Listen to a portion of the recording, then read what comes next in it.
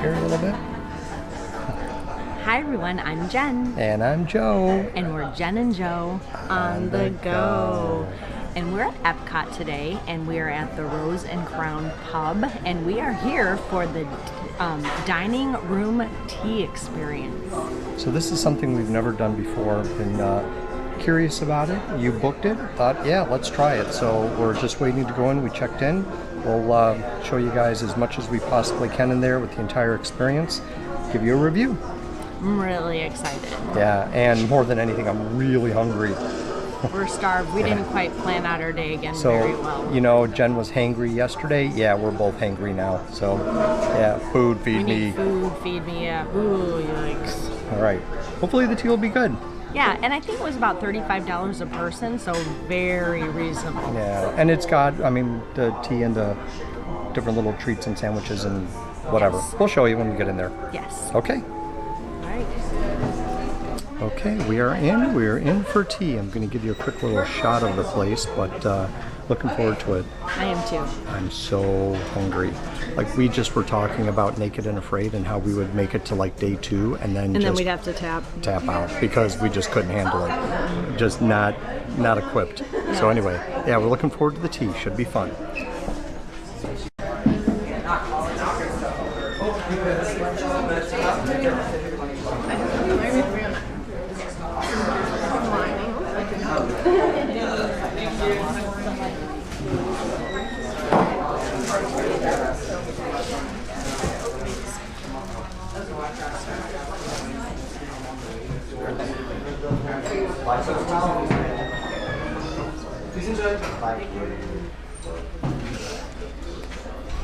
Alright, so you'll notice that all of your tea on the table is Twinings. Have you all heard of Twinings before?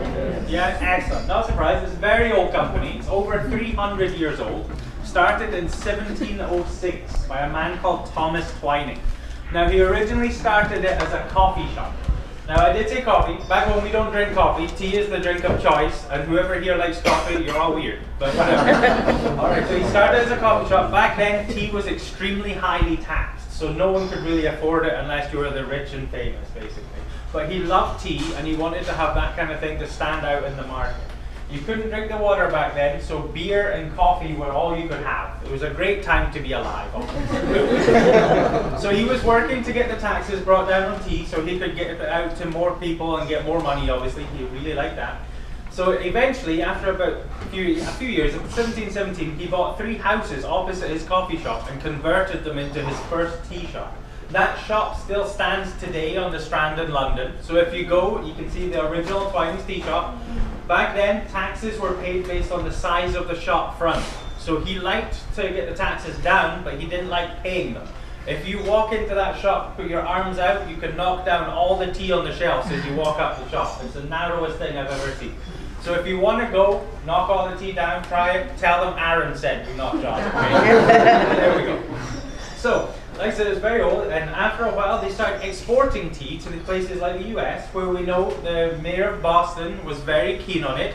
You all had your own little tea party, I hear. Now apparently they liked Twinings so much that he bought all the Twinings himself first so that he still had tea after your little tea party. So we've been approved by you guys for a very long time. Now, do any of you know where tea comes from? Or what it comes from?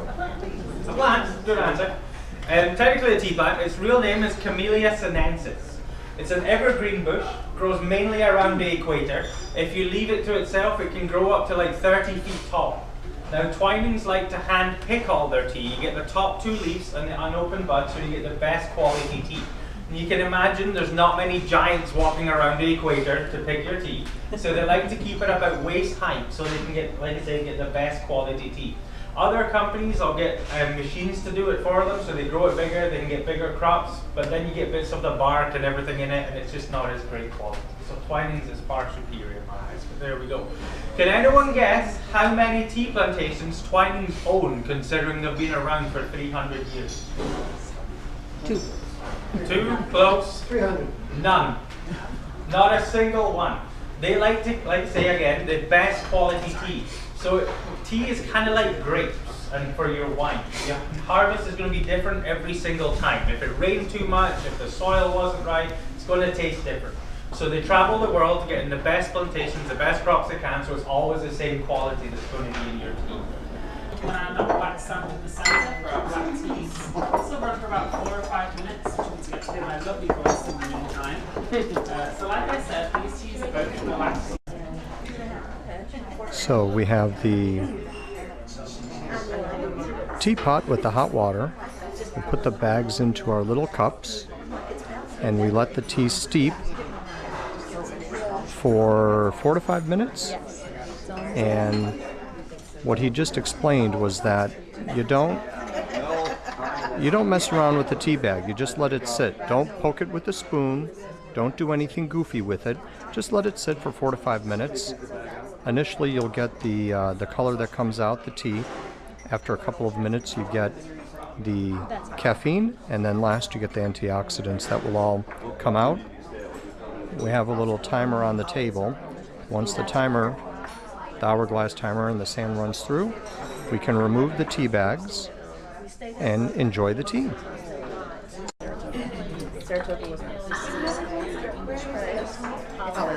Saratoga, is that closer to Disney Springs? Yes. Yes. I walked through there. Yeah, we were there. The walkway back. Yeah. Yep. This is the chai. This one reminds me of French. I love this one. Earl Grey was a real person in the UK in the 1800s. He was the Prime Minister, and he sent some people to China to do some work for him. And apparently they'd done such a good job, they were gifted all this tea to send back to him. Now he loved it so much that he wanted more, but obviously going to China every time you fancy a cup of tea is a little too excessive, especially back then. So he sent it to the Twinings and said, can you work out what's in it?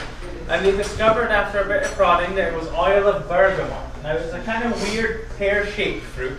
If you eat it, it's going to make you a bit sick, but the oil from it is very fragrant and you find it in a lot of perfumes, things like that, and obviously it makes the tea really nice as well. Now, it also has a sister tea. Have you heard of its sister tea? Lady Grey. Yeah? So, Twinings patented Lady Grey, so Twinings are the only people you will find Lady Grey with. They didn't have the sense back in the day to do it to Earl Grey, so that's why you see it everywhere now. Now, if you look at the side of a box of Earl Grey, you'll see a signature on it. That's of the current Earl Grey to show you that we were the first ones to do it. And they've not made that mistake ever again. So there we go, that's always a bonus. Now, Lady Grey has a bit of citrus in it, like orange and lemon, to give it that kind of lighter, more aromatic kind of taste. It's a bit easier to drink. Have you all tried Lady Grey? Yeah? You all drink it iced? No. No? Perfect. I have a surprise for you today then. We have some iced Lady Grey, since other than this room is how Americans seem to drink tea. When I first came over here and asked for a cup of tea, they said sweet or unsweetened, and I just looked at them like, you're gone crazy. But anyway, so we're going to bring you some iced Lady Grey. Now in the Rose and Crown, this is the second most popular drink sold after beer. Cheers. So this is called Lady Grey iced tea. I didn't even know that was a thing. I just knew there was Earl Grey, had no idea there was a Lady Grey. So let's see. It's a lot. Ooh, that's nice. It's It's refreshing. I don't quite know what it tastes like. Taste yours. All right. What do you think of the Lady Grey? So I think it's just a light, refreshing, light tea with a citrusy kind of flavor. It's very, very light, but it's really good. That's what I thought. Yeah. I like the Chinese. I think it is. I think the chicken curry is definitely on there. Oh, interesting. Oh, yeah, the brown bread. I think that's a chicken curry. That's egg. Is there a cucumber? Oh, there is. I love Cucumber, and I'm not sure what this one is. Jam. Looks like there might be a jam in there. Okay. Like, I don't know if it's an edible flower. I'll try. You can ask. So, thanks for coming here today. I'll go ahead and explain some of the sandwiches so that you know what you're eating. I'll start with shapes just in case some of the plates are askew. So we're going to start out with a circle. It's in a raspberry and cut the cheese, so to speak. Then we're gonna go to the white triangle. That one has Branston pickle mixed with Irish cheddar cheese.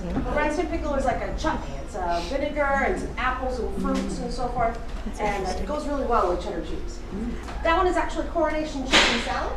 The coronation chicken was made for the Queen back in 1953 during her coronation. Still very popular all over the UK today. And then we're going to finish off with the classic egg salad. Anyone not know what egg salad is? Well, for those who don't know, it's eggs and salad. And then in the middle, we have a hibiscus flower. Now, if anybody's taken the land tour where you get in the boat and you see all the hydroponics that grow, they do grow us these flowers. They are edible flowers. If you ever wanted to try one, now is definitely the time to step outside the box and eat a flower. Not all flowers are edible, so always make sure that you find an edible flower.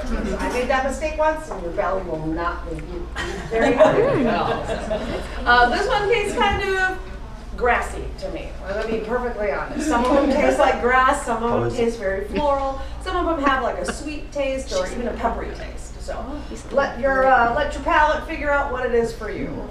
Hey Joe, you gonna try that flower? All right, so they said the hibiscus flower is edible, so Pop that in your mouth. Maybe this is very good. You look like a rabbit. No. I feel like a rabbit. Huh? Is it good? It's actually kind of sweet. I will not be partaking in the tasting of the flower. That was the orange one. I'm so hungry, I'm eating the frickin' flower.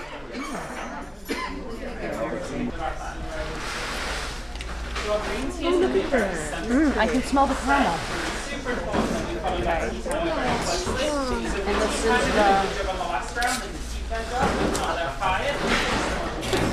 And then do you want to flip that over when you're ready? Ooh, that's nice. That's the green tea? Yes. Has anyone heard of rooibos before? Okay. So rooibos comes from South Africa. Looks a little bit like tumbleweed. Kind of grows in the mountains down there. It's a big red bush.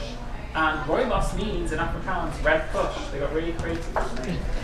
They use the whole bush to make the tea. This one is flavored with golden caramel, so it's quite a sweet tea as well. You'll notice that this tea bag looks a little bit different than the other ones. This is part of Twinings Discovery Collection. The only place in the US where you can buy this tea is going to be across the street in the tea caddy store, the fun little fact. But it is served on property at several of our Dulux resorts and signature restaurants. And if anyone's been to Club 33, this is your choice in there. So it's a fancy tea. All right, well, I've got dessert, another flower. Woohoo! Actually, we've got the scones. Oh yeah. The milk The milk is 28 was the year. It's a nice winter drink. I think we need to buy a box of the And he said this is the only place you can get them. Yes. Wow. I think we need to walk over there. Oops, ouch. All right, so what do you think about that tea? The caramel tea is probably my favorite. I thought it was going to be the English breakfast, and I didn't think I was going to like this one, but it's really good. And this is the... It's the golden caramel. I'm not even going to try to pronounce it. Rooibos? Rooibos. Yeah, I think that's what it said. It's the Rooibos. I am from England, so it's good. I should know what I'm doing. The second course is scones. So we got a fruit scone and a plain scone. We have clotted cream and strawberry jam. We don't actually make the clotted cream here. We buy it all the way over from Devon. So we buy in little jars. So it's actually imported and it's the real McCoy. We make the scones fresh every morning though. The flower is edible. It's a Hawaiian orchid. There's two schools of thought. In Devon, they like to put the jam down first and eat it with the cream on top. And in Cornwall, they like to put the cream down first and the jam on top. I like to put the cream first, like butter, but the queen likes to put jam first. So if you want to, then not going to shake it. Cornish boy. The queen likes to put the jam down first, and she thinks that's the way to do it. But if you do that, you got to put your pinky up in the air and eat it. Very posh. But you've got two scones, so do it both ways. Do whatever you want. I like the cream because it's like butter. So. Does anyone want to know how it's made, or no one's counting calories? It's like we don't count calories at Walt Disney World. That's for sure. All right. So what they do is they take a heavy fat content cream and they boil it, and as fat does rise to the top, they let it cool and they skim it off and they put it in the jar. And that's it. So they throw the whey and the water away. and all the nutrients. For the what's left is like pure butter, but basically sweet butter, if you like. But it's very yummy, and like I said, we don't count calories today. You can do that tomorrow. The flour's really good. Okay, I'm gonna do the cream first, and then the preserves. That's just how I roll. Well, it does make sense when you say butter. It does. It looks like butter. All right. You ready? Yeah. You're right, they do, man. I'm gonna do the way the team does it.